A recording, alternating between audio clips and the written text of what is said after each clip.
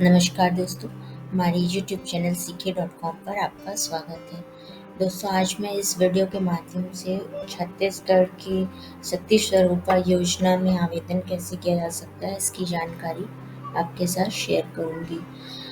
दोस्तों, छत्तीसगढ़ के मुख्यमंत्री भूपेश बघेल द्वारा महिलाओं के लिए शक्ति स्वरूपा योजना की शुरुआत की गई है और योजना का उद्देश्य निराश्रित, विधवा एवं तलाकशुदा महिलाओं को जीवन यापन एवं परिवार का पालन पोषण करने में समर्थ बनाना है। और योजना के तहत बीपीएल श्रेणी के परिवारों की विधवा, निराश्रित एवं कानूनी रूप से तलाकशुदा महिलाओं को शिक्षण, प्रशिक्षण, व्यावसायिक शिक्षा एवं प्रशिक्षण हेतु आर्थिक सहायता प्रदान किया जाएगा शक्ति स्वरूपा योजना के तहत। और इस योजना में जो है गरीबी रेखा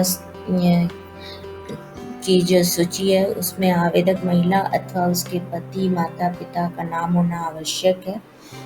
और आवेदक महिला का नाम जो है गरीबी रेखा सर्वे सूची में नहीं होने की दशा में परिवार की वार्षिक आय 60,000 रुपये से कम होनी चाहिए, तभी इस योजना में आवेदन कर सकेंगी। और आवेदक महिला की आयु जो है न्यूनतम 18 वर्ष और अधिकतम जो है 50 वर्ष से अधिक नहीं होनी चाहिए। यानी 18 से 50 वर्ष के बीच की जो विधवा, निराश्रित और तलाकशुदा महिलाएं हैं शक्ति स्वरूपा योजना का लाभ प्राप्त कर सकेंगी। और महिला को छत्तीसगढ़ राज्य की मूल निवासी होना भी आवश्यक है।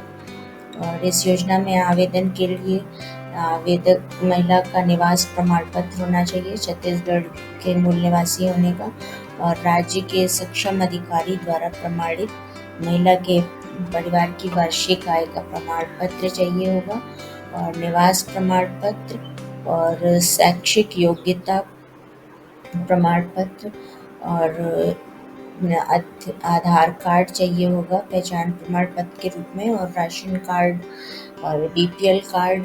और विधवा महिला के मामले में जो है पति की मृत्यु का प्रमाण पत्र चाहिए होगा, और तलाकशुदा महिला के मामले में कानूनी रूप से तलाक दिए जाने का प्रमाण पत्र चाहिए होगा, और निराश्रित महिला के मामले में सक्षम अधिकारी द्वारा जारी प्रमाण पत्र आवेदन पत्र के साथ लगाने होंगे ये सभी प्रमाण पत्र।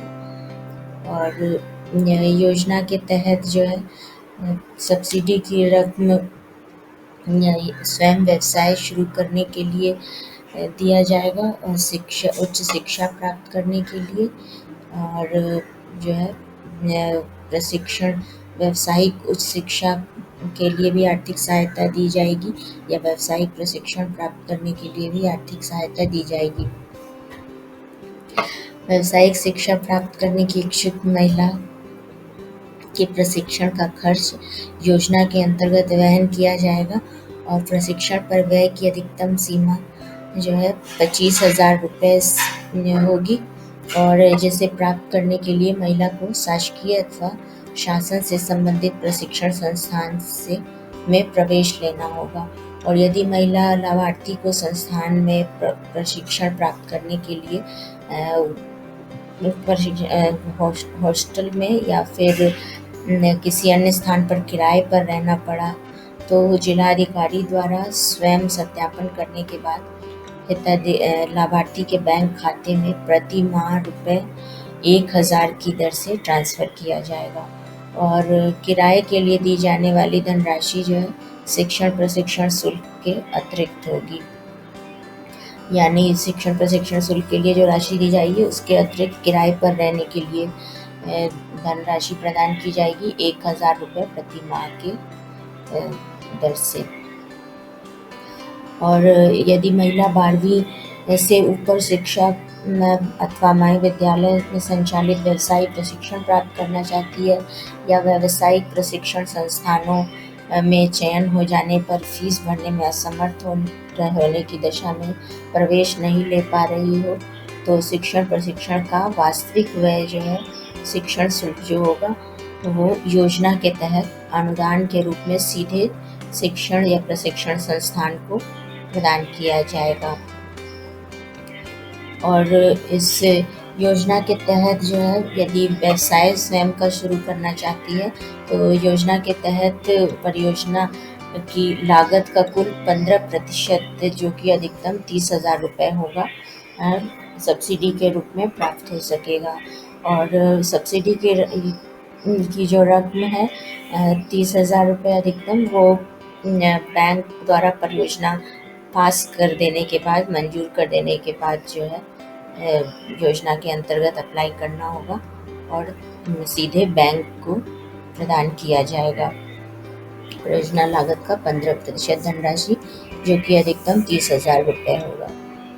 30,000 रुपये से अधिक जो है सब्सिडी की राशि नहीं मिलेगी योजना स्वरोजगार शुरू करने के लिए।